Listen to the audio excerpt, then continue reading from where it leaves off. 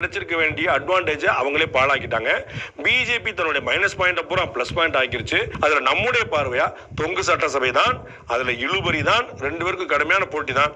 Little bit of advantage BJP. 2023 Karnataka சட்டமன்ற தேர்தலில் காங்கிரஸ் அவங்களுக்கு இருந்த எல்லா வாய்ப்பையும் பாழாக்கிட்டாங்களாம். ஆனா பிஜேபி அவங்களுடைய மைனஸ் எல்லாம் பிளஸ்ஸா மாத்திட்டாங்களாம்.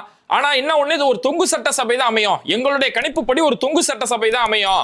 என்ன ஒண்ணு, லிட்டில் பிட் பிஜேபி கொஞ்சம் அதிக அளவுல ஜெயிப்பாங்க அப்படின்னு ஒரு கருத்து கணிப்பு வெளியிட்டாரு. ஆனா 2023 கர்நாடக சட்டமன்ற தேர்தலில் களத்துல என்ன நடந்ததுன்னா, அங்க 224 தொகுதிகள்ல காங்கிரஸ் மட்டுமே தனியா 135 இடங்கள் ஜெயிச்சு ஒரு அபார வெற்றி அடைஞ்சாங்க. பாஜக கூட்டணி வெறும் 66 இடங்கள்ல மட்டும்தான் ஜெயிச்சாங்க. இதுதான் பாண்டேயோட கருத்து கணிப்போட லட்சணம். இப்படி எல்லாம் ஒரு கருத்து கணிப்பு வச்சுக்கிட்டு தான் தமிழக அரசியல் அப்படி நடந்துரும், இப்படி நடந்துரும், பாஜக ஜெயிச்சிருவாங்க, அதிமுக ஜெயிச்சிருவாங்க சொல்லி இவர் ஒரு உருட்டிட்டு இருக்கிறாரு. இந்த உருட்டெல்லாம் துக்ளக், தினமலர், சாணக்கியா இது மாதிரியான வாசகர்கள் நம்புவாங்களே தவிர